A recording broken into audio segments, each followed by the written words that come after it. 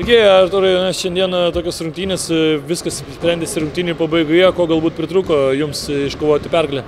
Atitvertų kamuolių. Vienintelis dalykas ir gal biškai pritrūko susikalbėjimo gynybai. Aišku, varžovas pradėjo antroje pusėje gerai pataikyti 30 metimus, nuo kurių mes neapsigynėm. O jeigu ir apsigindavom, tai neatsverdavom kamuolio.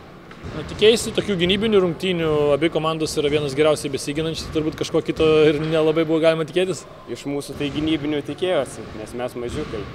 Jų sudėtis irgi labai panaši. Tie jaunesni, gal greitesni už mus buvo, nežinau šiandien. Šiandien patiems pavyko pelnyti tik tai 60 taškų, mažiausiai šiame sezone, tai taip pat turbūt sąlygojo tą pralaimėjimą. Spėju, kad taip, ir tuo pačiu mūsų lyderio Mato Sapiegos nebuvimas.